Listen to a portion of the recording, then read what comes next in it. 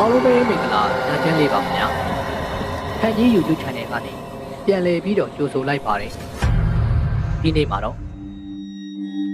ပရလောကဇလံလေးနှစ်ပုဒ်ကိုပြောပြတင်ဆက်ပေးတော့မှာပဲဖြစ်ပါတယ်ခင်ဗျာ။ဒီဇလံလေးမစတင်ခင်မှာကျွန်တော်ရဲ့ channel လေးကို subscribe လုပ်သွားပြီးဘေးအခေါင်းလုံးလေးကိုလည်းနှိပ်သွားပြီးတော့တောင်းဆိုချင်ပါတယ်ခင်ဗျာ။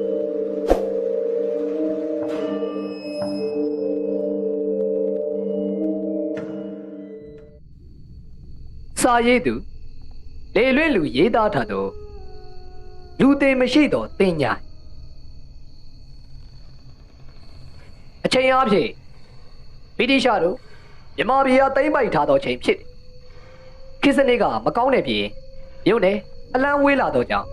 လက်ပံကုန်းရွာလေးမှာတောင်ရလောက်ကင်ကြရင်းနဲ့ရုပ်နဲ့အကူတန်းကိုလဲပါပြီးတော့တီးတက်လူလူဖြစ်နေရလီတော့မနက်ခင်းသည်7 နာရီခန့်လောက်ရှိပြီဖြစ်တော်လေလက်ပံကုန်းရွာလေးတော့ကိုနေအောင်ကြီးကိုအတော်နဲ့မမြင်ရပြီအဘဲကြောင့်ဆိုတော့လက်ပံကုန်းရွာလေးသည်မြင်မတော့တောင်တန်းများကြား၌တည်ရှိနေပြီးတော့နေထွက်ရပတ်မှာရှင်မထူးတောင်ကြီးခံနေတော့ကြောင့်အခုမှသာနေအောင်မြင်ရခြင်းဖြစ်ယောတကြီးယောအကြီးဥပိုးသည်အကြီးဥပိုးသည်အိမ်ရှိမှမိမိရအော်ခေါ်နေတော့ကြောင့်တထဲမှနီးများအသာချပြီးတော့ပြတင်းပေါက်မှာခေါင်းပြူကြည့်လိုက်ဟာသူ့ဘာကြတာကြီးဥလူအေးပါလားဒီလူကြီးကကြွားတဲ့ကိုတော်ယုံနဲ့မဝင်ပါသူ့ရဲ့ပုံစံကိုကြည့်ရတာအရေးကြီးတဲ့ပုံစံကိုအကြီးဖိုးစီလေလှန့်ခေါ်လိုက်တယ်ဥလူအေးလာလေဗျအိမ်ထဲဝင်ခဲ့လေအကြီးရဲ့နေပါသည်ဗျကျုပ်ကသူ့ဘာရသားဗျမဝင်ပြရသေးနဲ့အကြီးရဲ့မျက်မှောက်ကျုပ်ကခြံတကောက်လာဖွင့်ပြီးအများပါသာသူ့ဘာရသားမကလို့သူ့ဘာရသားရဲ့ဖေးပဲဖြစ်ဖြစ်လာတမ်းပါဗျကျုပ်ယူမသိတတ်ပါဘူးသူ့ဘာရသားကြီးဥလူရေလည်းမဝင်မရက်ဖြစ်ခြံထဲသို့ဝင်လာပြီးတော့အိမ်ရှိကွင်းမြစ်ပေါ်မှာထိုင်လိုက်ကြတယ်ကဲကိုလူကြီးဒီမှာချမ်းရီဒီမှာကိုယ့်ရဲ့အစဗျသူ့ဘာရသားကြီးဥလူရေလည်းအကြီးချပေးလာတော့ကိုယ့်ရဲ့ထဲမှာကိုယ့်တရားကိုယာစားလိုက်ပြီးတော့ကဲကိုလူကြီးလာရင်ကိစ္စလေးပြောဗျဥလူရေလည်းကိုတဲ့တွေကိုတစ်ချက်ထွေးလိုက်ပြီနော်လာရင်ကိစ္စကဒီလိုပါတကြီးမင်းဒီလိုအစချီကသူ့ကြုံတွေ့ရသမျှကိုအကြီးအိုးဖိုးစီကပြောပြလိ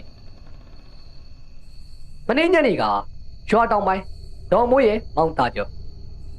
ဝမ်ယောဂနဲ့ဆုံလို့ကျုပ်စီကိုလာပို့ကြတယ်ဗျအကြီးလည်းသိတဲ့အတိုင်းပဲလေရွာထဲမှာကဝမ်ယောဂဆိုရင်နေချင်းပဲအကြိုကြတာမဟုတ်ဘူးလားဥဆက်ကြမှာကြောက်လို့လေကျုပ်စီကိုအလောင်းလာပို့တော့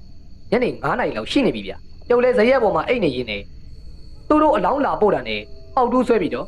အလောင်းကိုအမြန်ဆုံးမြုပ်ပေးဖို့လောက်ရတော့တာပေါ့ဗျာကျုပ်အလောင်းကိုမြုပ်ပေးတဲ့ချိန်ကည9 နာရီကျော်ပြီလေဘိုးကလည်းချုပ်နေပြီဆိုတော့ကျုပ်လည်းကျင်းအောင်တိတ်နေအောင်မတူးလိုက်ရပါဘူးဗျာစကားကိုခဏပြက်ကသူ့ဘာရသားကြီးဥလူအေးလေအကျန်းရည်တစ်ခွက်ကိုငှဲ့တောက်လိုက်ပြီးတော့ပြန်ဆက်နေတယ်အားလုံးပြီးစီးသွားတော့ကျုပ်လည်းပင်မနေတာနဲ့ရေချိုးထမင်းစားပြီးတော့မနေ့ကကြံထားတယ်ရေတပိုင်းလေးကြပြီးတော့အိတ်လိုက်တာပဲအခုမနဲ့ဗျာကျုပ်အိတ်ရနိုးတော့ညကအမောင်ထဲမှာမြုပ်ထားရတာတေးတဲ့ရလားလို့တေချာတော့ပြန်ကြည့်လိုက်တော့ညကကျုံမြုပ်ထားတဲ့မြေပုံကခြေရလက်ရပြက်နေတာကိုကျုပ်တွေ့လိုက်တယ်မတင်ကားလို့ကျုပ်ပြန်တူးကြည့်တော့အလောင်းမရှိတော့ဘူးဗျာဟာနဲ့ဆိုပါဗျာအကြီးဥဖို့စီလေအန်အောထိတ်လန့်သွားနေတယ်ကိုလူကြီးခမည်းမူးပြီးတော့နေရာတွေများမှားပြီးတော့မြုပ်ပြီသလားဗျာအကြီးဥဖို့စီရဲ့စကားကြောင့်ဦးလူကြီးလည်းခေါင်းအတွင်းတွင်ခါပြီးတော့မဟုတ်ဘူးတကြီးရဲ့ကျုပ်ဒီရွာသိမ်းနိုင်မှာသူ့ဘာရသာလှုပ်လာတာ10 နှစ်ကျော်ပြီလေကျုပ်အလုပ်မပြီးသေးပဲအရက်မတော့ဘူးအားလုံးပြီးစီးတော့မှာရေမိုးချိုထမင်းစားပြီးမှတောင်းနေကြပါဗျာကျုပ်ရဲ့သူ့ဘာရသာလို့လှုပ်လာတဲ့တက်တန်းဒီတလျှောက်မှာအခုလိုအဖြစ်ပြက်မျိုးမကြုံဘူးပါဘူးတကြီးရဲ့တကြီးဥပိုးစီလေကိုဒီမြောက်ညက်နေရင်ねသူ့ဘာရသာကြီးပြောသမျှနားထောင်ပြီးတော့စဉ်းစားရခက်နေကဲကိုလူကြီးဒီကိစ္စကိုတော့ခမားနဲ့ကြုတ်ပဲသိပါစီခမားသိန်းချိုင်းကိုပြန်ပြီးတော့အချိန်လေးကိုကဲကဲစောင့်ကြည့်တာထူးခြားတာရှိရင်ကျုပ်ကိုပြောပြကောင်းပါပြီတကြီးမင်းရဲ့တကူကိုထိုးကြတာနဲ့ကျုပ်အကြောင်းကြားပါမယ်ကျုပ်ကိုပြန်ခွင့်ပြုပါအောင်ခဏနေပါဦးကိုလူကြီးရဲ့ခမားစားဖို့ ကျုပ်ချန်လေးကငပြောတခိုင်ကိုပေးလိုက်ခြင်းလို့ဟုတ်ကဲ့ကျေးဇူးပါတကြီးရဲ့ဦးလူရဲ့တကြီးပေးလိုက်တော့ငပြောခိုင်ကိုထမ်းပြီးတော့ရွာပြည်တင်းញိုင်းသူပြန်လာခဲ့တော့တယ်။တာကျော်ရဲ့အလောင်းပြောက်ပြီးတော့15ရက်ခန့်ကြာတော့ခါရွာလေပိုင်းမှာတော့ဖွားရင်တကြီးယောဂနဲ့ဆုံးနေတော့ဒီတကတော့တကြီးလေသူ့ဘရာကကြီးဦးလူရဲ့ကိုလူပြည့်လွတ်ခေါ်ကတေချာမှာကြားရနေတော့ကိုလူရဲ့ဟုတ်ကဲ့ပြောပါတကြီးမင်းမနှက်ပြန်ကိုရွာအလဲပိုင်းကတော့ဖွားရင်ကိုခမားရဲ့တင်းញိုင်းမှာလာတကြိုလိုက်မယ်အဲ့ဒါခမားနိုးနိုးကြကြနဲ့စောင့်ကြည့်ပေးဖို့ခေါ်ပြောရတာပဲဗျာဟုတ်ကဲ့ပါတကြီးမင်းကျုပ်သေးချာစောင့်ကြည့်လိုက်ပါမယ်အေးဗျာတကူကိုထိုးချတာနေကျုပ်စီကိုအကြောင်းကြားဗျာကောင်းပါပြီဒါဆိုရင်ကျုပ်ကိုပြန်ခွင့်ပြုပါသူ့ဘရာသာကြီးဦးဖို့လူလေတကြီးအားနှုတ်ဆက်ပြီးတော့ပြန်သွားခဲ့တယ်စောင်းဝင်နေပြီဖြစ်သောကြောင့်ညသည်အေးစစိမ်ရှိလာဒါကြောင့်ရေအောက်မှုညှို့မိုင်းနေသောတောင်တန်းများလေအိမ်မောကျနေပြီဖြစ်လက်ပံကုန်းရွာတင်းញိုင်းထဲမှာဦးလူရေးတယောက်လေးလေတဲ့ကထင်းများကိုကြိုတင်ရှာထားပြီးတော့ဇရက်အပြင်တိုင်းပြီးဖို့ကစောင်းချုံလေးပြီးလက်ကျက်ရက်ပိုင်းပလင်းလေးကိုတောက်ရင်းနေလေးလေကတော့ဖွားရင်ကိုမိမိအသေးချာမြုပ်ထားသောနေရာမကြာခဏကိုလှမ်းကြည့်နေရညသည်တိတ်ဆိတ်ငြိမ်သက်လျက်တော့တောရွာမှုအုတ်ကိုပြိုပြအနေငယ်သာရှိပြီးတော့မြေမြုပ်ရသည်ကများလေညံ့တက်လာသည်နဲ့များသူ့ဘရာသာကြီးလည်းတတိထားပြီးတော့စောင့်ကြည့်နေရတယ်အတန်ကြာတော့ညငက်တကောင်တကီးကြီးနဲ့စူးစူးဝါးဝါးထအော်တန်ကိုကြားလိုက်ရသည်နဲ့သူ့ဘရာသာကြီးဦးလူဝေးတယောက်သူ့ကြားတော်ပဲအိတ်ကျင်စိတ်ကိုမြေသုံးမကိုမထိန်နိုင်တော့ပဲစောင်းချုံနဲ့ပဲဖွယ်ခွေလေးကိုအိပ်ပျော်သွားလေတော့တယ်မလန်မကန်ညောင်ပင်ချင်ရင်နိုင်သူ့ကိုစောင့်ကြည့်နေတော့ကြောက်မက်ဖွယ်မျက်လုံးရရကြီးတစ်စုံကိုတော့သူမမြင်လိုက်ပါကြီးနက်နက်မိုးလင်းခဲ့ပြီးတော့လက်ပံကုန်းရွာထဲ၌ရုတ်ရုတ်တဲတဲဖြစ်နေကြတယ်ရွာလူကြီးဥပိုးစီအိမ်တို့ရွာသားများလည်းစူယုံရောက်ရှိနေကြလေတော့တယ်ကဲဥလူကြီးဒီညလေတော့ဖွားရဲ့လောင်ပျောက်ပြန်ပြီဗျာခမ ्या ပြောတဲ့အတိုင်းဆိုရင်ဒါမရိုးဘူးဗျာပရောလောကနဲ့ပတ်သက်ဆက်နွယ်နေလိမ့်မယ်လို့ကျုပ်တော်ထင်နေသူ့ဘရာသာကြီးဥလူကြီးလည်းတကြီးပြောတာကိုကောင်းချင်းလိုက်ပြီးတော့ဟုတ်တယ်တကြီးမင်းညကကျုပ်သေးချာစောင့်ကြည့်နေတာပါရုတ်တရက်ကျုပ်ကိုအိမ်ငွေချတယ်လို့ဖြစ်သွားတာကျုပ်တတိထားနေရင်နဲ့ထူးထူးဆန်းဆန်းအိပ်ပျော်တာဆိုတော့ဒါဟာသူယူသားရင်မဟုတ်တော့ဘူးတကြီးဘာသူရွာသားများလည်းရုတ်ရုတ်တဲတဲတွေဖြစ်ကထိတ်လက်နေကြလေတယ်သို့စဉ်တကြီးဥပုသ်စီလည်းမတ်တက်ရက်ကလက်ကပြလိုက်ပြီးတော့အားလုံးပဲခဏလောက်တော့ငြိမ်မေးကြပါဗျာဒီကိစ္စကိုကျုပ်ရှင်းပေးပါမယ်ကျုပ်မှာအစီအစဉ်ရှိပါတယ်မကြောက်ကြပါနဲ့အားလုံးပဲပြန်လို့ရပါပြီလိုအပ်ရင်ကျုပ်ခေါ်လိုက်ပါမယ်ရွာသူရွာသားများကိုစီပြန်သွားကြပြီနော်ဥလူကြီးခမ ्या ကတော့မပြန်နဲ့ဘူးခမ ्या ကိုပြောစရာရှိတယ်သူ့ဘရာသာကြီးဥလူကြီးပြန်ဖို့ထားလိုက်ပြီးမှတကြီးရဲ့ပြောစကားကြောင့်ပြန်ထိုင်လိုက်တယ်ဟုတ်ကဲ့တကြီးမင်းပြောပါဗျာ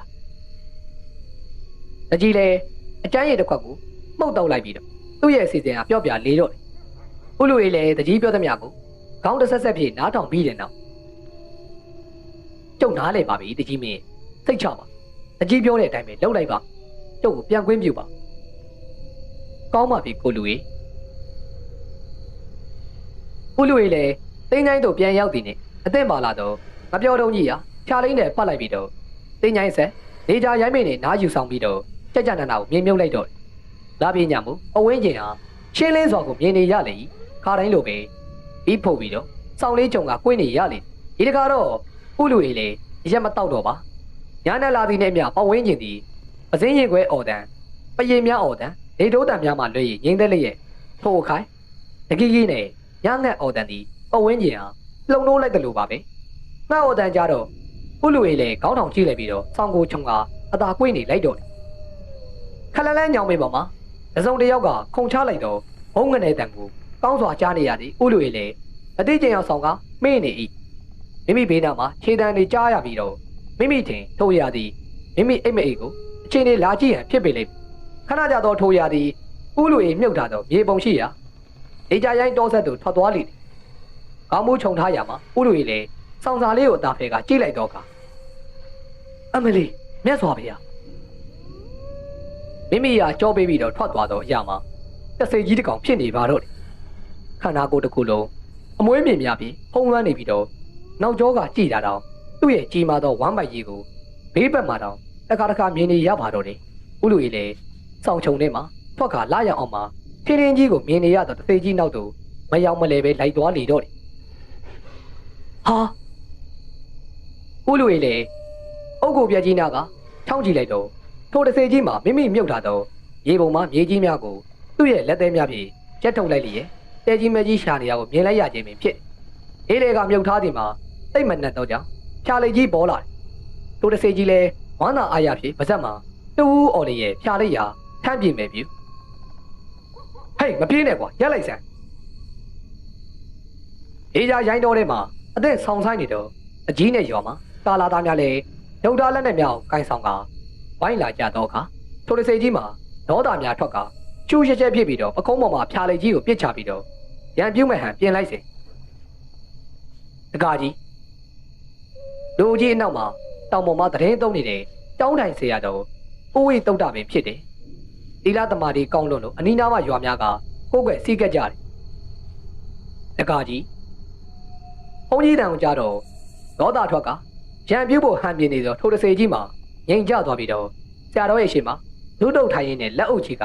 ခေါင်းကိုငုံနေရဲ့ဒီတော့မှဆရာတော်မှာမင်းမြန်းလီတော့တယ်တကားကြီးတန်တရားဝေအတွင်းမှာယခုလိုရုပ်ပြက်ဆင်းပြနေစင်းရဲဒုက္ခကိုခံစားနေရတဲ့ပိတ်တာဘုံဘဝကိုဘလို့ရောက်ခဲ့ရတာတော့ပြီးတော့ဒီတင်းချိုင်းတွေကလူသေးအလောင်းတွေကိုဘာကြောင့်ယူဆောင်ရတာလဲရှောက်ပါအောင်ကွယ်အစေကြီးမှာမျက်ရည်များကျနေရဲ့ပန်လာပါရှင်ဖေဟာအဘဲတော်ဟာဘဝတစ်ခုမှာလူဖြစ်ခဲ့ရပါတယ်ဗျာငွေကြေးချမ်းသာကြွယ်ဝသူကိုအလူအတန်းများမကြာခဏကိုလှုပ်ခဲ့ပါတယ်ဗျာတနေ့မှာတော့သူစင်းရဲသားမိကိုညစ်ပတ်ပေးရနေတော့ကြောင့်မောင်းထုံမိခဲ့ပါတယ်ဗျာစေကြီးမှာရှိုက်ကြီးတငယ်နဲ့ငိုကြွေးကစကားကိုဆက်ပြန်အဘဲတော်မောင်းထုတ်ခဲ့တော့သူစင်းရဲသားမိကိုသူတစ်ပါးစားလို့မကုန်တော့ကျွင်းကြံမြောက်ကျွေးခဲ့ပြီးပါဗျာဒါကြောင့်ဝမ်းပိုက်ကြီးတော့ယခုပိတ်တာဘဝနဲ့စားလောင်လွန်းတာကြောင့်အသေးကောင်များကိုသာစားတော့ရပါတယ်ဗျာလက်ဆက်သောအစားအစာများကိုတပည့်တော်စားမိရင်ဝမ်းပိုက်ကြီးကအရေပြောလူမတက်ကိုပူလောင်ရပါတယ်ဗျာဒါကြောင့်တပည့်တော်လည်းအသေးများနဲ့အပုတ်ကောင်များကိုသာစားတော့ခဲ့ရတာပါပြုတ်လောက်ခဲ့သောအလူဒါနာကြောင့်နေဘက်မှာတပည့်တော်လည်းရုပ်ဆင်းလှပပြီးတော့လက်တိုးနဲ့မချာတကိုးစည်းစိမ်ပုံနှမ်းများနဲ့ခန်းစားဆန်စားရပြီးတော့ညဘက်မှာတော့ယခုလိုရုပ်ပြက်ဆင်းပြက်ဘဝနဲ့အသေးပုတ်ကောင်များကိုသာစားရနေရပါတယ်ဖေဟာတပည့်တော်ကိုဖွင့်လို့တော်မူပါဖေဟာ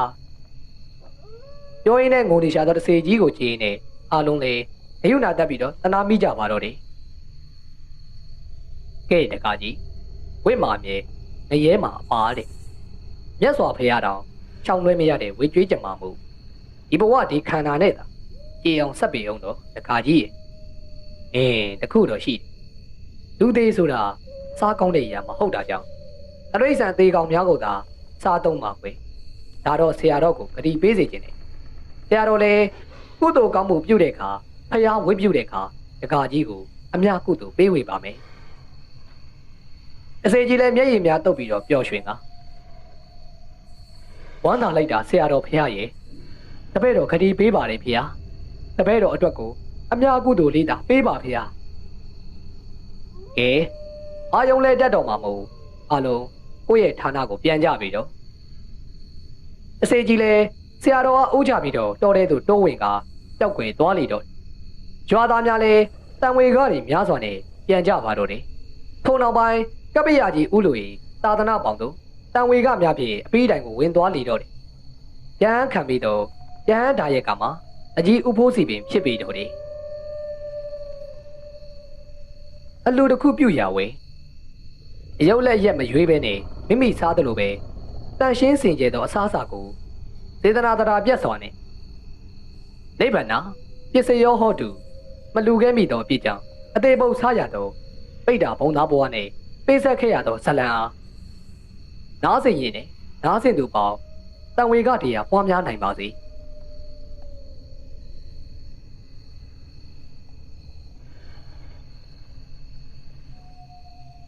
စာရေးသူညံထက်ရောင်စဉ်ရေးသားထားသောကဝေယုတ်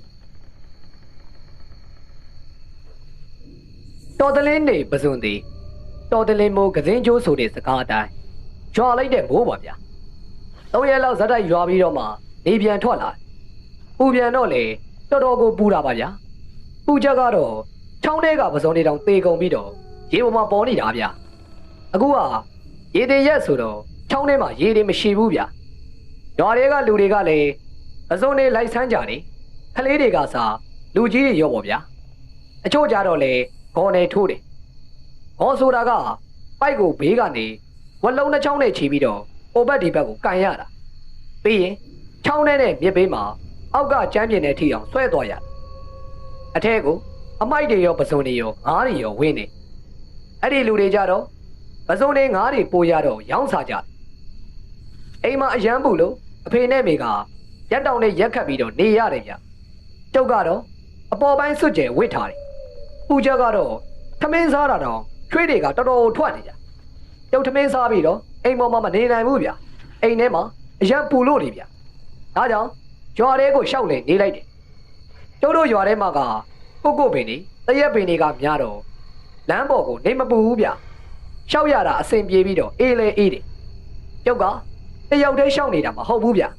တန်ကလားနဲ့အတူတူရှောက်နေတာကိုကြီးဖိုးတို့ရေဦးရွှေဘောတို့စီကိုအလဲသွားကြမလားဗျဘာလို့လဲတန်ကလားရဒီလိုပဲပေါ့ဗျာကိုကြီးဖိုးတို့ရဲ့အချစ်ကလေးနဲ့တွေ့ကြမလားလို့ဒီကောင်ကတော့ကွာပေါက်ကြရတွေကိုရှောက်ပြောမနေနဲ့ကွာချားလူတွေကြရင်တမျိုးထင်းကုန်အားတို့ကပရကြီးစီပဲသွားကြမယ်အတင်းကျုပ်နေပြီဖုံးเจ้าမှာလောက်เสียရှိလားမသိဘူးကွာကျုပ်တို့လည်းဖုံးကြီးเจ้าကိုပဲထွက်ခဲ့ကြတာပေါ့ဖုံးကြီးเจ้าမှာတော့လောက်เสียထွေထွေထူးထူးမရှိသေးဘူးဗျာဒါပေမဲ့အတင်းကျုပ်ရောက်ဖို့တော့နေပြီအတင်းကျုပ်ပြီးရင်အဆောင်မုံလာကတိန်ခင်းဖို့အတွက်ကိုအလိုမှာကျွေးမွေးဖို့ချက်ပြုတ်တဲ့နေရာမှာသုံးဖို့အတွက်ကိုဖုံးကြီးเจ้าမှာထေးတွေလုပ်ဖို့လိုလာပြီဗျာဒီလိုမျိုးဆိုရင်ဆရာတော်ကလော့စပီကာနဲ့မိုက်နဲ့ပြောတော့တာဗျာကျုပ်တို့လူငယ်တွေနဲ့လူကြီးတွေလည်းဓားတွေလွှတွေပစိန်တွေယူပြီးတော့မြစ်ထဲကိုဆင်းရတာပေါ့ဗျာမြစ်နားမှာလက်မှုပင်တွေရဲ့ပိုင်ရှင်တွေကလည်းဖုတ်ဖို့ကိုကြည်ကြည်ပြူပြူပဲခွင့်ပြုတယ်ကျုပ်တို့လည်းလက်မှုပင်ကြီးကြီးတွေကိုပဲရွေးပြီးတော့ဖြတ်တာပေါ့အပင်ကြီးကြီးတွေပဲ15ပင်လောက်ရတယ်ဗျအပင်ရွယ်သားနေတော်လေးတွေလည်းပါတယ်အဲ့ဒီပင်တွေကိုတော့သင်္ဘောပေါ်ကိုတင်ပြီးတော့တည်သွားကြတယ်အပင်ကြီးတွေကိုတော့ကျုပ်တို့ကတယောက်ကိုတပင်စီရေထဲကနေဆွဲလာလိုက်ကြရေကျနေတော့ချောင်းထဲမှာလူရက်မီးတယ်ဗျရေကလည်းတိတ်မစီတော့ဆွဲရတာအဆင်ပြေတယ်ရွာထဲကိုရောက်တော့မှကုန်းပေါ်ကိုလက်မှုပင်တွေအကုန်လုံးကပြန်ထန့်တင်ရတာပေါ့ပြီးတော့ဟောင်းကြီးเจ้าရှိကိုလည်းတွားပို့ရဒါတွေလောက်ပြီးတော့10 နာရီထိုးပြီကျုပ်တို့လည်းအိမ်ကိုအသီးသီးပြန်ကုန်ကြတယ်ကျုပ်လည်းအိမ်ကိုရောက်တော့ထမင်းစားလိုက်တယ်ပြီးတော့နားတာပေါ့ကျုပ်တရေအိမ်နေတော့အတန်တစ်ခုကြောင့်နိုးသွားတယ်ဆရာတော်ကမိုက်နဲ့ခေါ်နေတာဗျာမနက်ကတဲလာတဲ့လက်မှုပင်တွေကိုခင်းပြဖို့ပေါ့ဗျာကျုပ်လည်းအိယာကထပြီးတော့တွားရတာပေါ့လမ်းမှာတန်ကလားကိုတွေ့တော့ကျုပ်တို့နေရာအတူတူထွက်လာလိုက်တယ်ကျုပ်တို့ဖုံးဝင်းเจ้าကိုရောက်တော့ရွာထဲကလူငယ်လူကြီးတွေတော်တော်ရောက်နေပြီဗျာတန်ကလားတို့ကတော့ခင်းတော့ကိုနေရာမရွေ့အောင်ဖိတာကျုပ်တို့ကတော့တလဲစီလွှတ်နဲ့ပိုင်းဖြတ်ကြတယ်ဒီလိုနဲ့2 ရက်လောက်တက်ညီလက်ညီလုပ်ပြီးတော့ထင်းပိုင်းတာပြီးသွားတယ်အဲ့ဒီအခါထင်းတုံးကိုပစိန်နဲ့ကိုထားခွဲရတယ်ထင်းလောက်တာက3-4 ရက်လောက်မှပြီးတာပေါ့ဗျာကျုပ်တို့လည်းဘုံကြီးเจ้าမှာထင်းလောက်လိုက်ရတာနဲ့တော်တော်ပင်ပန်းသွားတယ်ဘုံကြီးเจ้าမှာထင်းလောက်ပြီးတော့မနာရသေးပဲအိမ်အတွက်ကိုထင်းကလိုပြန်တယ်ဒီဘက်တုံးကလှုပ်တဲ့ထင်းတွေကအခုကကုန်းတလောက်ဖြစ်တော့မယ်ဒါကြောင့်ဖေနဲ့ကျုပ်လေလက်မှုပင်တွေကိုစင့်ခုံရတာပေါ့ရေတက်ချိန်မှာချောင်းထဲကနေဆွဲလာလိုက်လက်မှုကိုင်းငုတ်တွေမစိုးအောင်လေတေချာလျှောက်ရဟင်းလုတ်ပြီးတာနဲ့လက်မှုပင်ကအစေးတွေလာမသိပါဘူးဗျာလက်တွေအကုန်လုံးမှာမဲကုန်တာဗျာတရက်နေ့လောက်ဆိုရင်တော့ပျောက်သွားတယ်ဟင်းလုတ်ပြီးမှပဲအေးစေးပြန်နားရတာပေါ့ဗျာမဲတင်ဘဲသွားတာလေအဖေကအပြင်ကနေပြန်လာတဲ့အမေကိုမေးလိုက်တယ်ကြွားတဲ့သွားတာတော့ကြွားတဲ့ကလူတွေကတည်င်းတူတစ်ခုပြောနေကြတာနဲ့ကြားနေတာဟာတည်င်းတူမလို့လေမဲထင်ရဲ့တန်တွင်ကုန်းရွာမှာလူတမ်းမှုဆိုလားလူသိမ်းမှုဆိုလားဖြစ်လို့တဲ့လေအခုထိတရားခံမမီသေးဘူးတဲ့အဲ့ဒီကိစ္စကိုပြောနေကြတာနင်းတို့မလဲဒီကိစ္စကို အတင်းအထူးလုံနေရသေးတယ်နင်တို့မိမတွေဆိုရင်တကယ်အလုပ်ကိုမရောက်တော့အတင်းပြောတာနဲ့ပဲချိန်ကုန်တယ်ဘာဖြစ်လဲတော့အလုပ်အားလို့ပြောနေကြတာပြီးတော့ဒီကိစ္စကပေါ်သေးသေးမဟုတ်တော့ဘူးဒေတာကတော့2လောင်းရှိပြီပြောတယ်ရဲတွေလည်းအဲ့ဒီဘက်မှာခြေရှုပ်နေကြတယ်တဲ့ဘလို့လူကများလူတက်ပြီးတော့နေနိုင်ရတာလည်းမသိပါအမေနဲ့ဖေကစကားတွေပြောနေကြတာကိုကျုပ်ကနားထောင်နေတာတန်တွင်းကုန်းဆိုတဲ့ရွာကိုတော့ကျုပ်နှစ်ခါပဲရောက်ဘူးတယ်အဲ့ဒီရွာမှာတရင်ကျုပ်လာပြင်းနေဆိုရင်အဝါယနာလုပ်တယ်ရွာကဆရာတော်ဟိုပါပင်ထားတော့ကျုပ်တို့ကဘုန်းကြီးကျောင်းသားဖြစ်နေလိုက်သွားတာအခုအဲ့ဒီရွာမှာလူတက်မှုတွေဖြစ်နေတယ်ဆိုတော့အမေကြီးပြောမှကျုပ်သိရတာ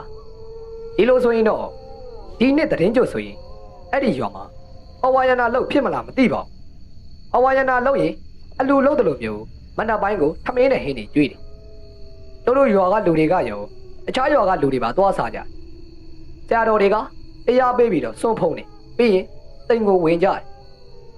အဝါယနာရဲ့အကြောင်းကိုတော့ဆရာတော်ကပြောပြဘူးပေမဲ့ကျုပ်လေ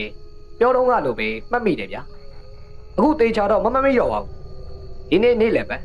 ဘုံနဲ့အုံနေတာနဲ့ကျုပ်လေတရေအိတ်နေလိုက်ကိုကြီးဖိုးတူရေကိုကြီးဖိုးတူနေ့လည်းပဲအိတ်ချိန်ဆိုရင်ဒီကောင်တန်ကလာတို့ကရောက်လာနေကြလေကျုပ်လေတန်ကလာတန်ကြားတာနဲ့အိတ်ညီရာကနေချက်ချင်းထထိုင်လိုက်တယ်ကျုပ်ကြည့်လိုက်တော့တန်ကလာနဲ့တူလူကြီးတယောက်နဲ့အတော်ကြီးတယောက်ပြလူကြီးကတော့ခန္ဓာကိုယ်ထောထောနဲ့အတော်ကြီးတော့နည်းနည်းအသားမဲ့တယ်မျက်နှာမှာလည်းမှဲကြီးကြီးတစ်ခုပါတယ်ကိုကြီးဖိုးတူဒီကလူတွေကကိုကြီးဖိုးတူစီကိုလာတာဗျဩအေးတန်ကလာကြီးလူကြီးတို့ကအိမ်ပေါ်ကိုတက်လာကြတယ်တန်ကလာကတော့အိမ်ပြန်သွားတယ်အိမ်မှာကအမေတို့လည်းရှိတော့အမေကဧည့်သည်တွေအတွက်ကိုရင်းနှီးချမ်းချပေးတယ်ပြီးတော့ကြုံသားမှာလာထိုင်တယ်မျက်နှာမှာမှဲ့ပါတဲ့လူကြီးကပြောတယ်ဒီလိုပါမောင်ဖိုးတူဦးတို့လင်မယားနှစ်ယောက်ကတန်တွင်းကုန်းရွာကဦးရဲ့နာမည်ကဦးမယ်ကြီးပါဒါကတော့ဦးရဲ့အမျိုးသမီးဒေါ်အေးခင်ပါဦးတို့တန်တွင်းကုန်းရွာကအင်ဂျီ400ကျော်လောက်ရှိပါရွာထဲမှာကလူသိမ်မှုတွေဖြစ်နေလို့အခုဆိုရင်တော့9လောင်းရှိနေပြီဒါကြောင့်မောင်ဖိုးတို့စီကိုလာခဲ့တာဦးလေးတို့ကလည်းဒီကိစ္စကရဲကိုတိုင်ရမှာလေဗျာကျုပ်စီကိုလာရအောင်ကျုပ်ကရဲမှာမဟုတ်တာဦးတို့ကတိုင်ပြီးပြီမောင်ဖိုးတို့ရဲ့ရဲတွေကလည်းစုံစမ်းစစ်ဆေးမှုလုပ်နေတာဘာတဲလုံးစားမှမရဘူးပြီးတော့တေတဲ့လူတွေကလည်းပြက်ရှဒဏ်ရာတွေနဲ့ပဲတေကြတာပို့ပြီးတော့ထူးဆန်းတာကအဲ့ဒီလိုတေမဲ့လူတွေကအသက်မခံရခင်ထူးဆန်းတဲ့အိမ်မက်တွေကိုမြင်မဲ့ခက်ကြရပြီးမှတေဆုံးသွားခဲ့ရတာအဲ့ဒီလိုဖြစ်တာကလေတယောက်နှစ်ယောက်မကားတော့ဘူးဒီကိစ္စဟာအာမန်သွေးရိုးသားရိုးမဟုတ်ဘူးဆိုတာဦးတို့တွေတတ်မှတ်ခဲ့ကြတာဦးတို့ရွာကတကြီးကရောဒီကိစ္စနဲ့ပတ်သက်ပြီးတော့ဘာမှမလုပ်ဘူးလားတကြီးကိုယ်တိုင်အသက်ခံခဲ့ရတာမောင်ဖိုးတို့ရဲ့ဗျာ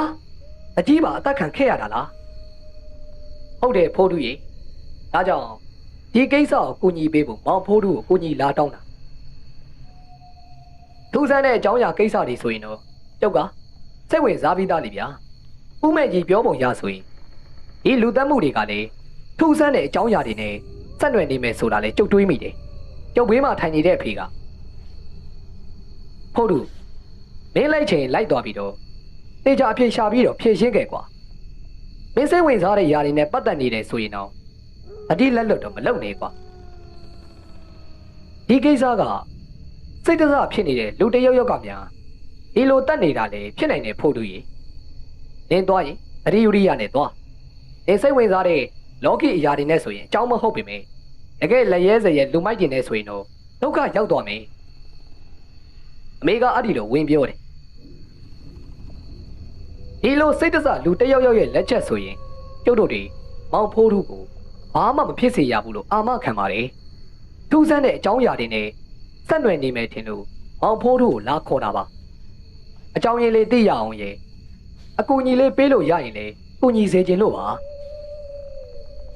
ဦးမေကြီးကအဲ့ဒီလိုဝင်ပြောတော့မှဘေးနဲ့မိကကျုပ်ကိုစိတ်ကြလက်ချခွင့်ပြုကျုပ်လဲလွယ်အေးကိုလွယ်ပြီးတော့ဦးမေကြီးတို့နဲ့လိုက်ခဲ့တာပေါ့ဦးမေကြီးကတင်မောမောင်းနေ ကျုပ်ကတော့အရှိကနေထိုးဝါခိုင်းတယ်ချောင်းထဲကနေမြစ်ထဲရောက်တဲ့အထိကိုထိုးဝါနဲ့ထိုးတော်ရတာဗျချောင်းကချင်းတော့တင်မောကလှဲ့လို့မရဘူးလေမြစ်ကိုရောက်တော့မှဥမိတ်ကြီးကစက်ကိုနှိုးပြီးတော့မောင်းတယ်ကျုပ်လည်းထိုးဝါမှာပေးနေတဲ့ရှုပ်နေကိုဆေးပြီးတော့တင်မောပေါ်မှာတင်ထားလိုက်တယ်တန်တွင်းကုန်းရွာကိုသွားဖို့ကကျုပ်တို့ရွာရဲ့မြောက်ဘက်ကိုစံတက်ပြီးတော့မောင်းရတာဗျအဲ့ဒီရွာကိုရောက်ဖို့တနအီကျော်လောက်ကိုမောင်းရတယ်ရောက်သွားတော့ကျုပ်တို့တွေရွာလန်းအတိုင်းကိုရှောက်သွားကြတယ်သူတို့ရွာလန်းကတမန်တလင်းတွေခင်းထားတာဗျကျုပ်ကဥမဲ့ကြီးတို့ရဲ့နောက်ကနေလိုက်တာပေါ့သူတို့အိမ်ကိုရောက်တော့မှခြေထောက်ဆေးပြီးတော့အိမ်ပေါ်တက်ခဲ့ကြတယ်ဥမဲ့ကြီးမှာကျုံနဲ့ရွယ်သူသမီးတစ်ယောက်ရှိတယ်သူ့ကိုမြင်တော့ရွာကကျုပ်ရဲ့ထားခင်လေးရဲ့မျက်နှာကိုတော့မြင်အောင်လာမိသေးတယ်ဗျာဥမဲ့ကြီးရဲ့သမီးကလည်းလှတာတော့လှတယ်ဗျဒါပေမဲ့ကျုပ်ရဲ့ထားခင်လှကိုတော့ဘယ်မိပါမလဲဗျာသူတို့ကဖះเจ้าဆောင်ရှိမှဖြာတစ်ချက်ခင်းပြီးတယ်ကျုပ်လည်းဖះပေါ်မှာထိုင်တာပေါ့ဥမဲ့ကြီးရဲ့သမီးကကျုပ်တို့ကိုလက်ဖက်သုံးနဲ့ရင်းနေချမ်းချပြီးတယ်ဥမဲ့ကြီးကကျုပ်နဲ့စကားပြောကြံခဲ့ပြီးတော့ဒေါ်အေးခင်ကအပြင်ထွက်သွားတာကိုတွေးလိုက်တယ်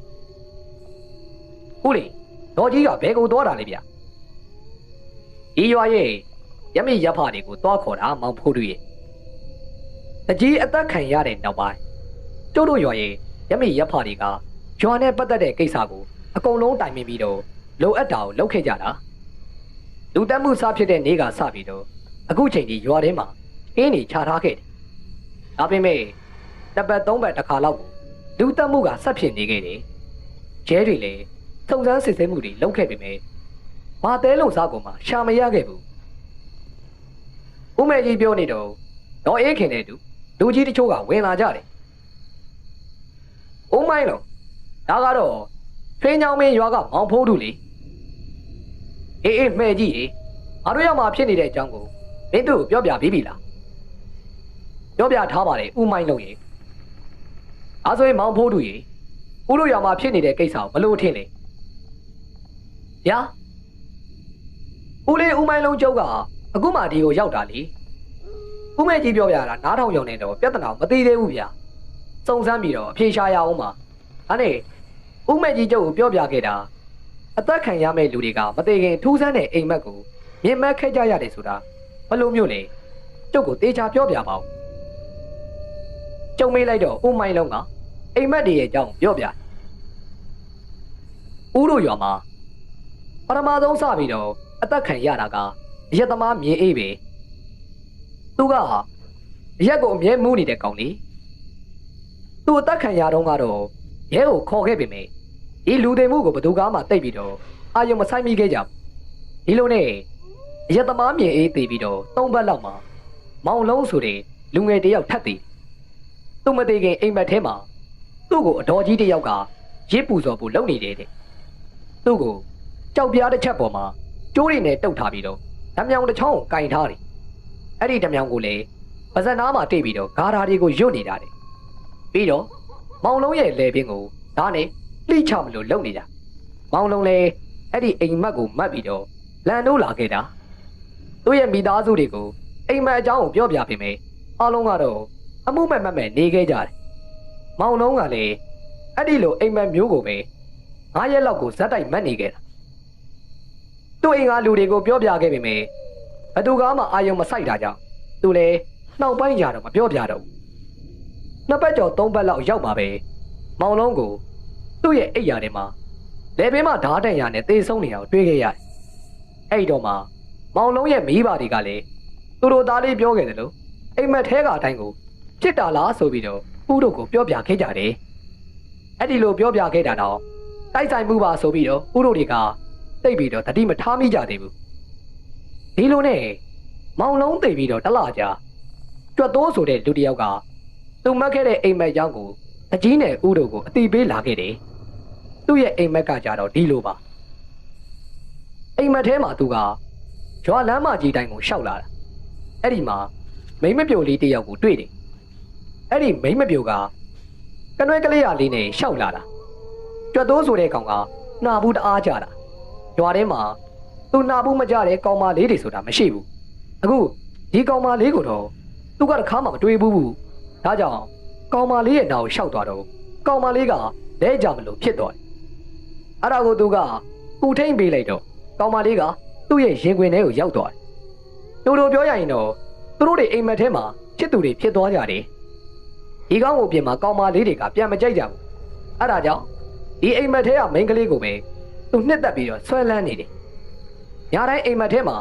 အဲ့ဒီကောင်မလေးနဲ့သူကရှောက်လေပျော်ပါကြတယ်ဒီလိုနဲ့နှစ်ပတ်မြောက်မှာကောင်မလေးကသူ့ရဲ့အိမ်ကိုလဲခေါ်သွားတယ်အိမ်ရောက်တော့သူ့ကိုဧည့်ခံနေတဲ့သူလဲကောင်မလေးကြွေးတာကိုစားတော့ရင်းနဲ့မေးလဲသွားတယ်သူပြန်နိုးလာတော့သူ့ကို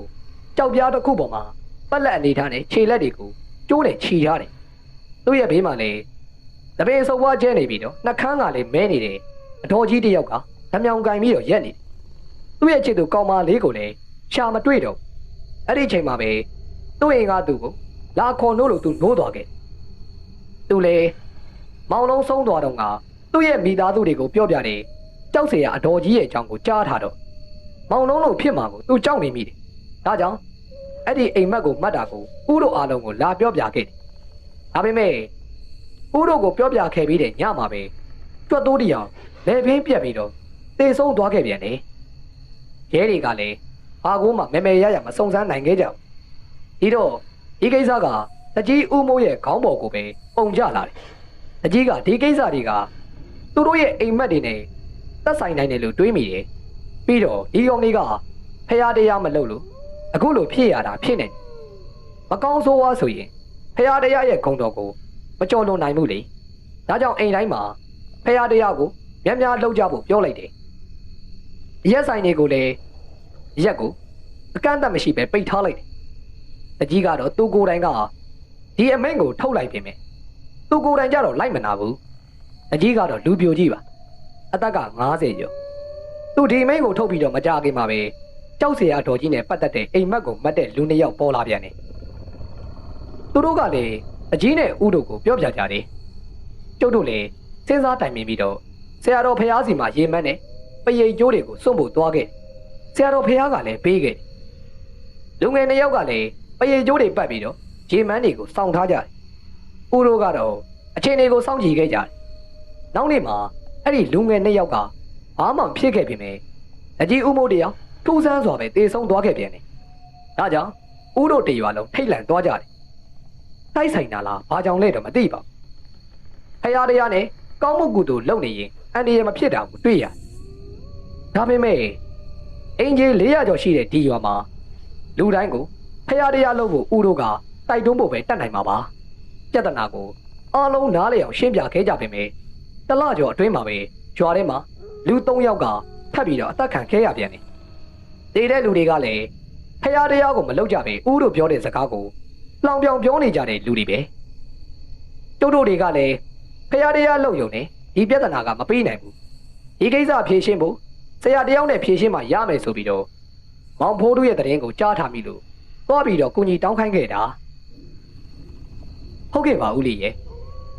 ဒီပြဿနာကိုစဉ်းစားရမယ်ဆိုရင်အိမ်မက်ထဲကတော်ကြီးကဘယ်ကနေရောက်လာတာလဲလူတွေတေတာကရောဒီတော်ကြီးကလောက်တာလားဆိုတာကိုအရင်ဆုံးကိုစုံစမ်းပြီးအဖြေရှာရမယ်ထူးခြားချက်ကဂျော်တွေကလူတွေကအသက်မခံရခင်မှာအိမ်မက်ရင်မက်ကြတယ်ပြီးမှအသက်ခံကြရတယ်ဒါပေမဲ့ပထမဆုံးတည်တဲ့မြင်းအေးရင်အကြီးရဲ့ကြတော့အိမ်မက်အကြောင်းမပြောပြခဲ့ကြဘူးသူတို့တွေကြတော့အိမ်မက်မက်ခဲ့လားလေမပြောနိုင်အခုဒီရက်အတွင်းမှာအဲ့ဒီတော်ကြီးနဲ့ပတ်သက်ပြီးတော့အိမ်မက်မက်ခဲ့တဲ့လူရှိရင်လာပြောပြဖို့ရွာထဲမှာလိုက်ပြောလိုက်ပါ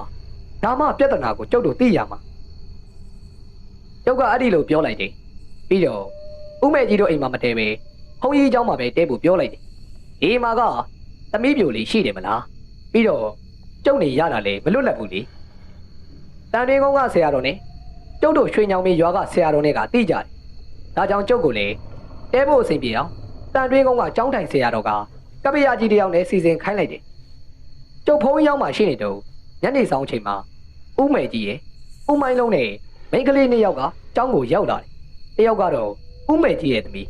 နောက်တစ်ယောက်ကိုတော့ကျွန်တော်မသိဘူးဗျအောင်ဖို့သူမင်းအတွက်ဒီမှာထမင်းနဲ့ဟင်းကိုလာပို့လာဦးမေကြီးရဲ့သမီးကဂျိုင်းကိုကျုပ်ကိုပေးတယ်ကျုပ်ကယူလိုက်ပြီးတော့ဘေးမှာထားလိုက်တယ်ကျုပ်လည်းမစားသေးတော့မစားသေးဘူးအောင်ဖို့သူ မောင်မိုးတို့ပြောခိုင်းတဲ့အတိုင်းကိုရွာထဲမှာလိုက်ပြောလိုက်တော့ဒီမိန်းကလေးကသူ့ရဲ့ဖြစ်ပျက်ကိုလာပြောပြတယ်အဲ့ဒါကြောင့်ဒီကိုခေါ်လာခဲ့တာဟုတ်ကဲ့အမရဲ့အိမ်မက်အကြောင်းလေးကိုပြောပြပါဦး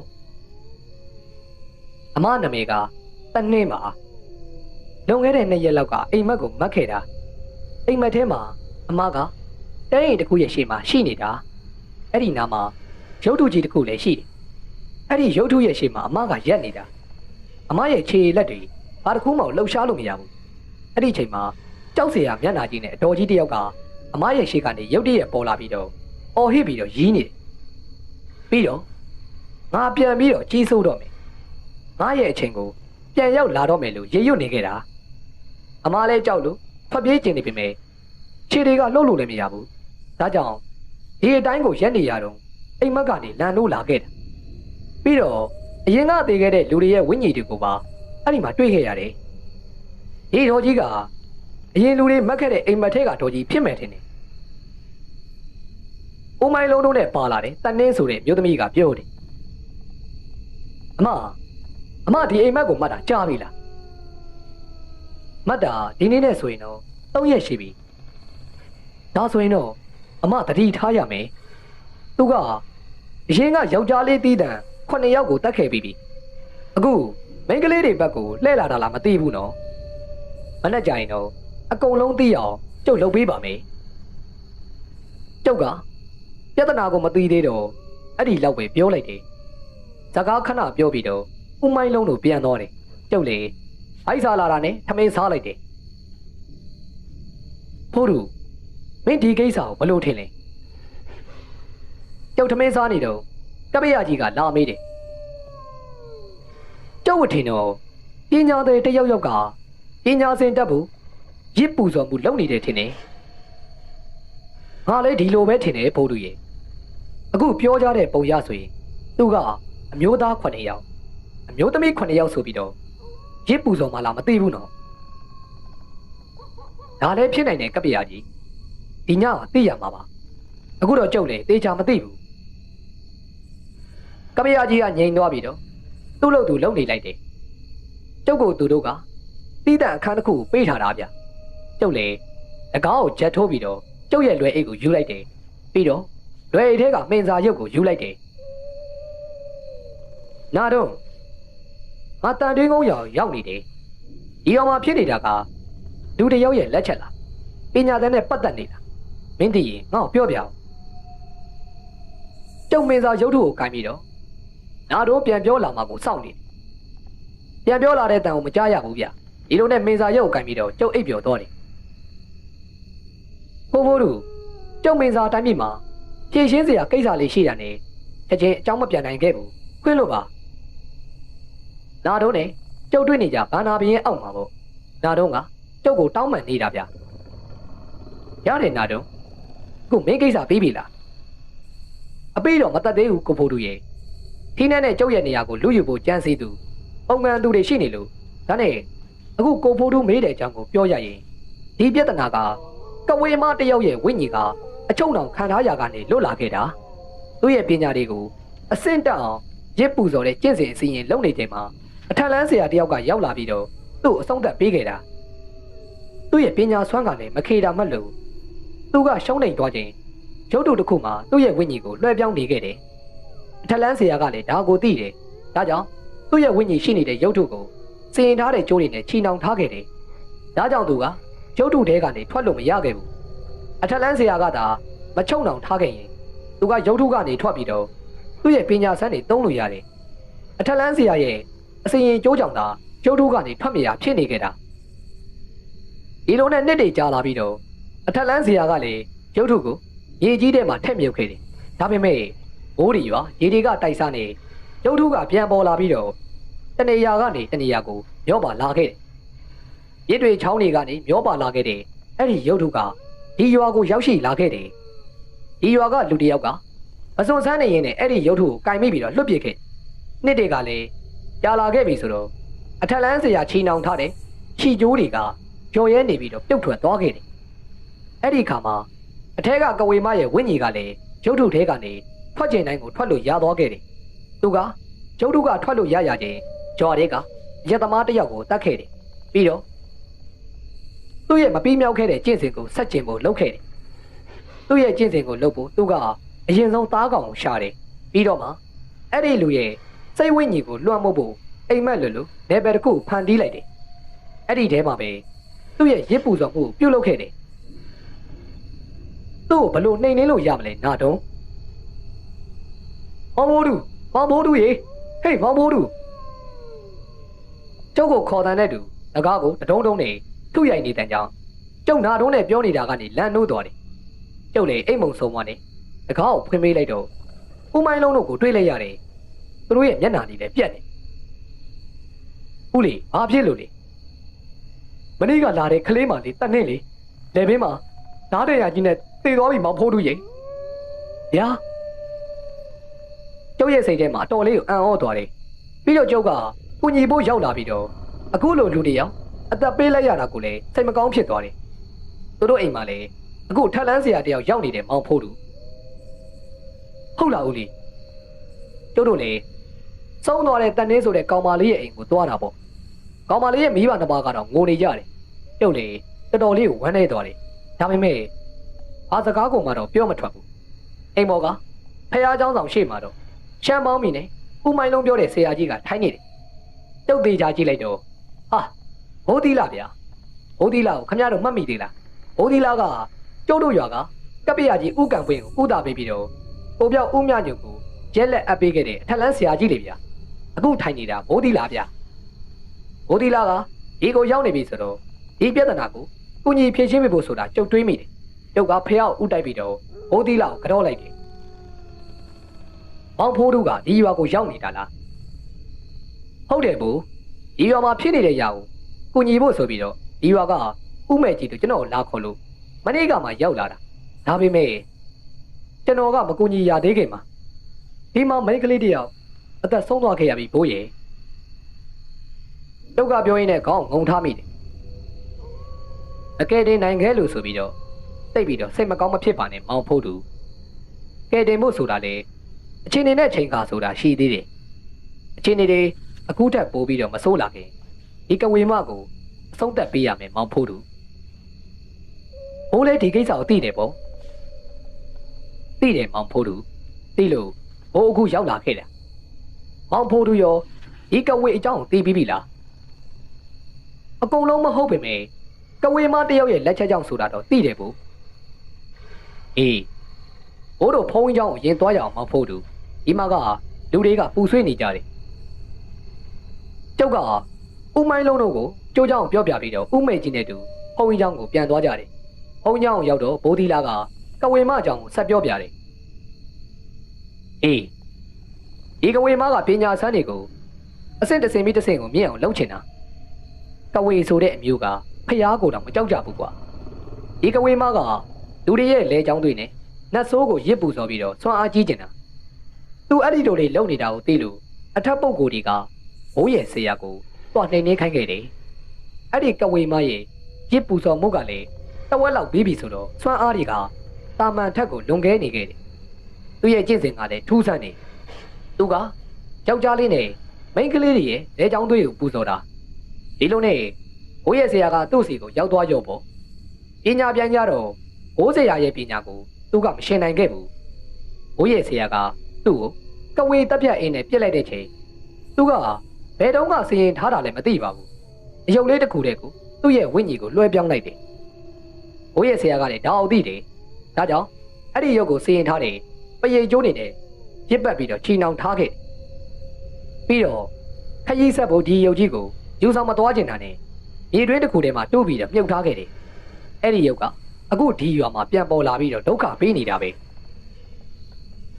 ဘိုးရဲ့ဆရာကအဲ့ဒီရုပ်ကိုမိရှုဖြက်စီးပြလို့မရဘူးလားမိရှုလို့ကရတယ်ဖို့သူဒါပေမဲ့ဒီရုပ်ကိုမိရှုလိုက်ရင်သူ့ရဲ့ဝိညာဉ်ကအခြားနေရာကိုကူးပြောင်းသွားမှစိုးလိုက်ပြီးတော့စီရင်ထားတယ်ပရိတ်ချီမှန်ကျိုးနဲ့ပတ်ထားလိုက်တော့သူအဲ့ဒီရုပ်ထုကနေမထွက်နိုင်တော့ဘူးတွေးခဲ့တာအဲ့ဒါကြောင့်ဒီတိုင်းကိုထားခဲ့တာလေအခုတော့ဘိုးကဒီကဝေမကိုအဆုံးသတ်ဖို့ရောက်လာခဲ့တာ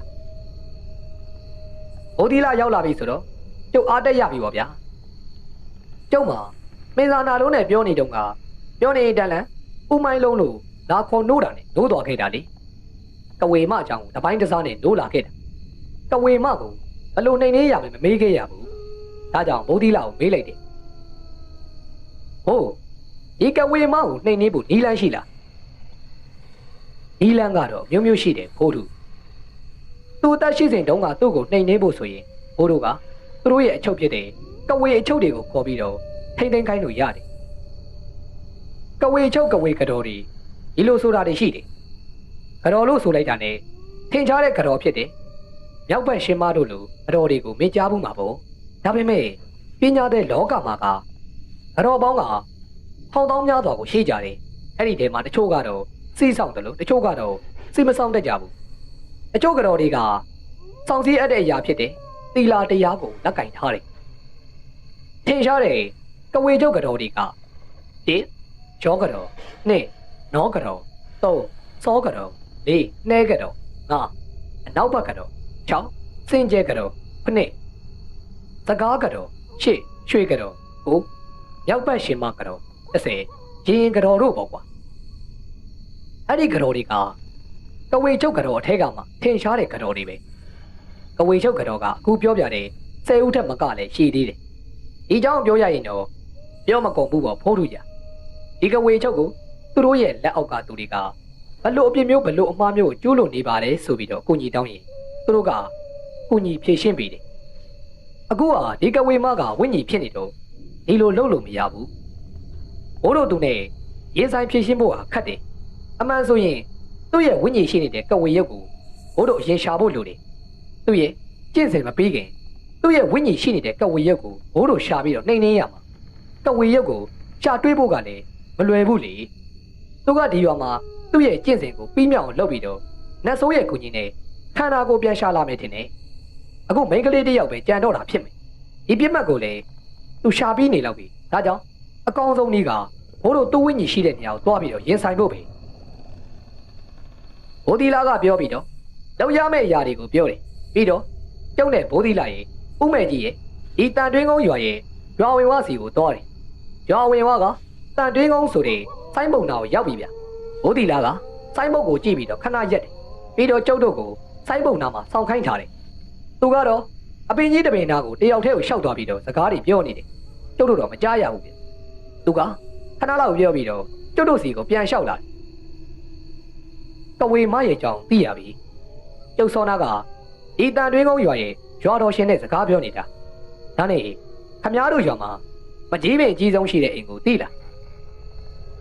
ဘိုဒီလာကဥမဲ့ကြီးကိုမေးလိုက်တယ်ဥမဲ့ကြီးကလေမကြီးပင်တွေကအိမ်တိုင်းလိုလိုမှရှိကြပါတယ်အပင်ကြီးဆုံးကတော့ဥမိုင်းလုံးရဲ့အိမ်မှာပဲရှိတာကျုပ်တို့ရွာမှာအကြီးဆုံးမကြီးပင်ရှိတာသူတို့ပဲသိကြတယ်ဥမိုင်းလုံးစီမှာတမီးရောရှိတာရှိတယ်ဥမိုင်းလုံးကတမီးကြီးပဲ3ယောက်ရှိတာသူတို့ရဲ့တက်ကဘယ်လောက်ရှိကြပြီလဲအငယ်ဆုံးတစ်ယောက်က10နှစ်လောက်ပဲရှိအောင်ပဲဗျအကြီးမကတော့25နှစ်လောက်ရှိပြီအလက်မကကြောင့်18နှစ်လောက်တော့ရှိပြီဒါဆိုရင်တော့သိကြပါပြီ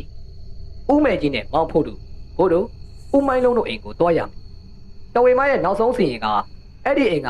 သမီးအလက်မနဲ့ပဲမောင်ဖို့တို့ဘိုဒီလာပြောပြီးတော့ကျုပ်တို့ဥမိုင်းလုံးရဲ့အိမ်ကိုတွားကြတယ်ဥမဲ့ကြီးပြောပြသလိုပဲဥမိုင်းလုံးရဲ့အိမ်ရှိမှာမကြီးပင်ကြီးကလူကြီးတစ်ဖက်စာမကဘူးအကြီးကြီးပဲဗျာကျုပ်တို့ဥမိုင်းလုံးရဲ့အိမ်ထဲကိုဝင်သွားတယ်ဒီတခါပြစ်မှတ်ကဥမိုင်းလုံးရဲ့သမီးအလက်မပဲသူ့ရဲ့အစီအစဉ်မစခင်ကျုပ်တို့ကလက်ဦးမှုယူမှာဖြစ်မယ်ဒီညမှာပဲဘိုးတို့သူ့နှိမ်နှင်းရ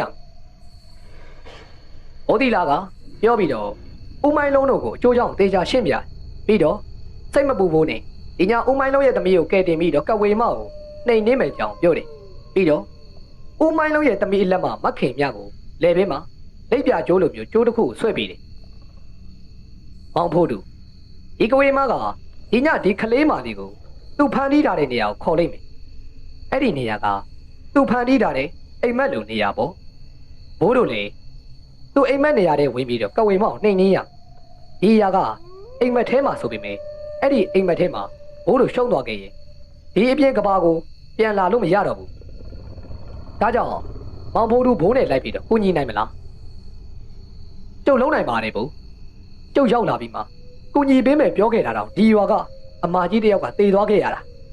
ကျုပ်ကိုကျုပ်အားမရဖြစ်မိတယ်ဒါကြောင့်ကျုပ်လုံးမယ်ဗျအေးကောင်းပြီအဲ့ဒါဆိုရင်ဒီညသူ့ကိုအဆုံးသတ်ကြရတာပေါ့ဦးမိုင်းလုံးရဲ့အိမ်မှာပဲကျုပ်တို့မိုးချုပ်တာကိုစောင့်နေကြတယ်ဘိုးဒီလာကဖျားရှိကိုတရားထိုင်ပတိစိတ်နေတယ်ကျုပ်ကလည်းကျုပ်မှရှိတဲ့အင်ဂျက်တွေကိုဆရာကြီးတွေတင်ပေးခဲ့တဲ့အတိုင်းကိုနှိုးနေတာပေါ့မိုးချုပ်တော့ဦးမိုင်းလုံးရဲ့သမီးမခင်မြကိုမကြောက်ဖို့နဲ့အိပ်ပျော်အောင်အိပ်ဖို့ပြောလိုက်တယ်ခဏကြာတော့မခင်မြလည်းအိပ်ပျော်သွားတယ်ဦးမိုင်းလုံးတို့ဦးမေကြီးတို့ကိုကျုပ်တို့ကအိပ်ပျော်သွားရင်ကျုပ်တို့ခန္ဓာကိုယ်တွေကိုတေချာခရုစိုက်ဖို့ဘိုးဒီလာမှာခဲ့တယ်ပြီးတော့ဘိုးဒီလာကကျုပ်ကိုလည်းလိပ်ပြကျိုးပုံစံတစ်ခုဆွဲပေးတယ်ဗျကျုပ်ရဲ့လွယ်အိတ်ထဲကိုလည်းအင်ဂျက်တစ်ခုထည့်ပေးတယ်ပြီးတော့ဦးမိုင်းလုံးသမီးရဲ့လိပ်ပြကျိုးနဲ့ကျုပ်ရဲ့လိပ်ပြကျိုးကိုကျိုးတစ်ချောင်းနဲ့ဆက်လိုက်တယ်ကျုပ်ရဲ့ဘေးမှာဘိုးဒီလာကတမင်ကိုလေးပုံစံနဲ့တရားထိုင်လိုက်တယ်ကျုပ်လည်းဘေးမှာလွယ်ကြီးလွယ်ပြီးတော့ဆက်ဆန်ကြီးကိုအိတ်လိုက်တယ်ကျုပ်မျက်လုံးဖွင့်လိုက်တော့အပေတပင်ရှေ့မှာကျုပ်ရောက်နေလေးပတ်လေကိုကျုပ်ဟိုကြည့်ဒီကြည့်လိုက်တယ်အရှိမတဲအိမ်တဲအိမ်ကိုတွေ့တယ်ဗျတဲအိမ်ရဲ့ရှေ့မှာရုပ်တုကြီးတစ်ခုရှိတယ်အဲ့ဒီရုပ်တုရဲ့ရှေ့မှာတပင်ဖွာလဲကျဲနေတဲ့အတော်ကြီးတစ်ယောက်ကကျုပ်ရဲ့ဘက်ကိုကြောပေးပြီးရက်နေဒီတော်ကြီးကတဝေမာကြီးဖြစ်မယ်ထင်တယ်ဗျကျုပ်ရဲ့ရှေ့မှာကကြောက်ပြားခင်းကြီးတစ်ခုရှိနေတယ်ဟာအဲ့ဒီကြောက်ပြားပေါ်မှာဦးမိုင်းလုံးရဲ့သမီးမခင်များဗျမခင်များကိုအဲ့ဒီပေါ်မှာကျိုးတွေနဲ့ခြေထားတာဗျမခင်များကတော့သတိမေ့နေပုံမှာပဲကျုပ်လည်းဘိုးသီးလောက်ကိုရှာပေးမှမတွေ့ဘူးဗျတဝေမာကြီးကဓမြောင်တစ်ချောင်းကိုကင်လိုက်တယ်ကျုပ်လည်းမခင်များအတွက်ကိုစိတ်ပူသွားပြီးတော့ရှေ့ကိုထွက်လိုက်ကျုပ်ကိုတွေးတော့ကဝေမာကြီးကနင်းဘသူလဲဘလို့လုပ်ပြီးတော့ငါရဲ့နေရာကိုရောက်လာတာလေကျုပ်ဘသူလဲဆိုတာရေးမကြည့်ပါဘူးကျုပ်ကခမရဲ့ရစ်ပူဆောင်မှုကိုတားဆီးဖို့ရောက်လာတာနင်းလို့မလောက်လေးမလောက်စားကငါ့ကိုတားနိုင်မယ်ထင်လားနင်းရောက်လာတာနဲ့တော်ပဲဒီကလေးမလေးကိုပူဇော်ပြီးတာနဲ့ငါအတွက်ကိုခန္ဓာကိုယ်ရှာစရာမလိုတော့ဘူးနင့်ခန္ဓာကိုယ်ကငါအတွက်ပဲအဝေမာကြီးပြောနေတော့ကျုပ်ကလွယ်တဲ့ကအင်းတစ်ချက်ကိုထုတ်ပြီးတော့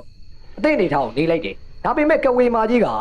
ရှေ့ကိုတိုးမလာပဲနေတယ်ကျုပ်လည်းအရှိတိုးဖို့လုပ်တော့ဟာကဝေမာကြီးကသူ့ပညာသုံးထားတယ်ထင်တယ်ဗျာကျုပ်ရဲ့ချက်တော့တွေရွေးလို့မရတော့ဘူးဗျာဟာဟက်ကောင်လေးနေကငါ့ကိုလွယ်လွယ်နဲ့တားနိုင်မယ်ထင်တာလားနေအဲ့ဒီနေရာကနေတလန်းမှာကိုရွေးနိုင်မှာမဟုတ်ဘူးငါကဒီကောင်မလေးကိုပူဇော်ပြီးတာနဲ့နင်းအလှဲ့ပဲကဝေမာကြီးကပြောပြီးတာနဲ့မခင်များဘက်ကိုလှည့်သွားတယ်ကျုပ်လေဘာလို့ရမှမသိတော့ဘူးလေဟောဘိုးဒီလာကိုကျုပ်တွေ့ပြီဘိုးဒီလာကကျတို့နေရာတစ်ဝိုက်ကိုပတ်ပြီးတော့တခုခုလုံနေတာဗျကျုပ်စိတ်ထင်စီဝိုင်းလုံနေတာလားမသိဘူးဗျကဝေမာကြီးကျုပ်စီကိုအာယုံရောက်နေတော့ဘိုးဒီလာကလုံနေတာဖြစ်မယ်အခုပြီးပြီဗျပြီးတော့ဘိုးဒီလာကမခင်များဘက်ကိုဦးတည်နေတယ်ကဝေမာကြီးစီကိုအင်ဂျက်တစ်ချက်ကိုပြစ်လိုက်ကဝေမာကြီးလည်းဒလီလဲလို့ဖြစ်နေတာကြောင့်အင်ဂျက်ကထိမှန်သွားတယ်ဟုံးကနေဆိုပြီးတော့ကဝေမာကြီးလဲကျသွားတယ်ဒါပေမဲ့ပြန်ထလာတယ်ဗျာဩနင်တို့ကတယောက်တည်းမဟုတ်ဘူးပေါ့လေနင်တို့ဒီငါနေရာကနေမထွက်နိုင်စေရဘူးကဝေမာကြီးကပြောပြီးတော့သူ့လက်ဖွားနှစ်ဖက်ကိုရိုက်ချလိုက်အားပြင်းနဲ့လေပြင်းတစ်ခုကပေါ်လာပြီးတော့ဘိုဒီလာစီကိုဦးတည်လာတယ်ဘိုဒီလာကလည်းအင်ဂျက်တစ်ချက်နဲ့သူ့ရဲ့ရှည်တက်တဲ့ကိုပြစ်လိုက်တယ်ပြင်းထန်တဲ့ပေါက်ကွဲတန်ကြီးတွေဖြစ်လာ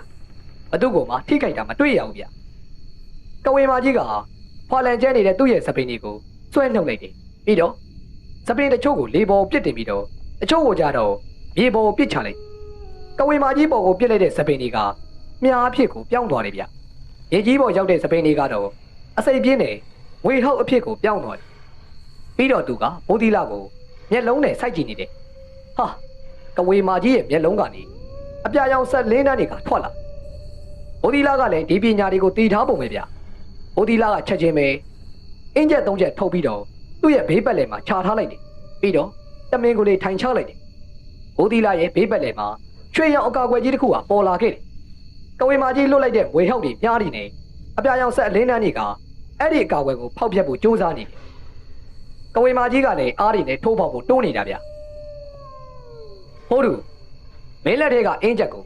ခြေထောက်နားကိုပြစ်ချလိုက်ရင်သူ့ရဲ့အချုံတော်ပြေးသွားလိမ့်မယ် သူ့ဘိုးစီကိုအာယုံရောက်နေတော့မင်းကိုဘိုးပေးထားတယ်ကဝေတက်ပြက်အိမ်နဲ့သူ့ကိုပြစ်လိုက်ကျုပ်ရဲ့နားထဲမှာဘိုးဒီလာရဲ့တန်ကိုကြားလိုက်ရတာဗျကျုပ်လေ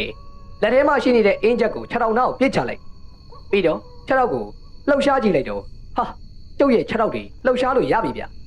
ကျုပ်လေဘိုးဒီလာပေးထားတယ်ကဝေတက်ပြက်အိမ်ကိုလွယ်အိမ်ထဲမှာလိုက်ရှာလိုက်တွေ့ပြီဗျကျုပ်လေဘိုးဒီလာပြောတဲ့အတိုင်းကိုအင်းကိုကင်ပြီးတော့ကဝေမာကြီးနောက်ကိုရှောက်သွားလိုက်တယ်အနားကိုရောက်တာနဲ့ကဝေမာကြီးကိုအင်းနဲ့ပြစ်လိုက်တယ်ကဝေမာကြီးကဘိုးဒီလာစီကိုပဲအာယုံရောက်နေတော့ကျုပ်ကိုတတိမထားမိဘူးဗျကျုပ်ပြစ်လိုက်တဲ့အင်းချက်ကကဝေမာကြီးကိုတက်တဲ့ထိသွားအာ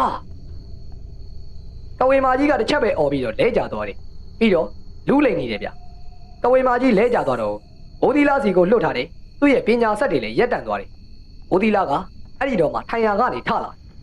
လက်ထဲမှာလည်းပလင်းတစ်လုံးကိုကင်ထားတယ်ဗျပြီးတော့ပလင်းအဖုံးကိုဖွင့်လိုက်ဟာကဝေမာကြီးကဘီကိုလိုမျိုးဖြစ်သွားပြီးတော့ပလင်းနဲ့ဝင်သွားတယ်ဘိုးဒီလာကအင်းချက်တစ်ချက်နဲ့ပလင်းရဲ့ထိတ်ကိုပိတ်ထားလိုက်တယ်ပြီးတော့ကျိုးတစ်ခုနဲ့ခြိလိုက်တယ်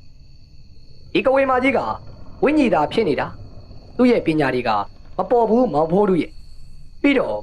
ဝိညာဉ်ဆိုတော့ကဝေတက်ပြက်အင်းနဲ့ပြစ်တာတော့သူကမသိနိုင်ဘူးလေဘိုးစောစောကစီဝိုင်းတားနေတာသူထွက်ပြေးသွားမှာဆိုလို့အခုဘိုးသူ့ကိုဒီပလင်းထဲမှာထပ်ပိတ်ထားလိုက်ပြီဒီပလင်းကိုတော့အထက်ဆရာတွေစီမှာအထားရမှာပဲဘိုးဒီလာကပြောပြီးတော့ကြောက်ပြားပေါ်မှာကျိုးတုံခံထားရတဲ့မက်ခင်များကိုကျိုးဖြီပေးလိုက်ကြတယ်ပြီးတော့တတိရအောင်လုပ်ပေးလိုက်တယ်မက်ခင်များကတော့တတိရလာပြီးတော့တိတ်မမတ်မိသေးပဲကြောင်တောင်ဖြစ်နေပုံပဲဘိုးတို့ကအခုကဝေမာကြီးဖန်တီးထားတဲ့နေရာမှာပဲရှိနေသေးတာမောင်ဖိုးတို့ဘိုးတို့ရဲ့မူလနေရာကိုပြန်ရမယ်မင်းတို့နေအောင်ဘိုးရဲ့လက်ကိုကင်ပြီးတော့မျက်လုံးမိတ်ထားကြကျုပ်တို့လည်းဘိုးဒီလာရဲ့လက်ကိုကင်ထားကြပြီးတော့မျက်လုံးမိတ်ထားလိုက်ကြတယ်စိတ်ထဲမှာကျုပ်တို့ခန္ဓာကိုယ်တွေလေးပေါ်မှာပြန်သွားနေတယ်လို့ခံစားနေရတယ်ခဏကြာတော့အပေါ်ကနေပြုတ်ကြလာတယ်လို့ခံစားလိုက်ရပြီးတော့ကျုပ်တို့လည်းအိတ်နေရာကနေတတိပြန်ရလာခဲ့ဦးမေကြီးတို့ကတော့ဘေးနားကနေကျုပ်တို့ကိုစောင့်နေကြတာပေါ့ဘိုးဒီလာကကျုပ်တို့လည်းဘင်းကလက်ပြချိုးတွေကိုဖြုတ်ပေးတယ်ကျုပ်တို့နိုးလာတော့မိုးလေးနေပြီဗျဦးမေကြီးတို့ကမအိတ်သေးပဲစောင့်နေရတာဆိုတော့မနေ့ကမှအိတ်ကြတယ်နောက်တစ်နေ့ကျတော့မှကျုပ်ကိုရွာကိုပြန်ပို့ပေးခဲ့ကြတယ်ဘိုးဒီလာကတော့ကဝေမာကြီးကိုနှိမ်နှင်းပြီးတဲ့နေ့မှာပဲကဝေမာကြီးဝင်နေခဲ့တယ်ကဝေအယုတ်ကိုရွာတော်ရှင်ရဲ့ကိုကြီးနဲ့ရှာတွေ့ခဲ့ပြီးတော့မီးရှို့ပြီးတော့ပျက်စီးခဲ့သေးတယ်ပြီးတော့ကျုပ်တို့ကိုနှုတ်ဆက်ပြီးတော့ကဝေမာကြီးကိုထည့်ထားတဲ့ပလင်းကိုအထက်ပုဂ္ဂိုလ်တွေစီမှာအဖို့ထွက်သွားခဲ့တယ်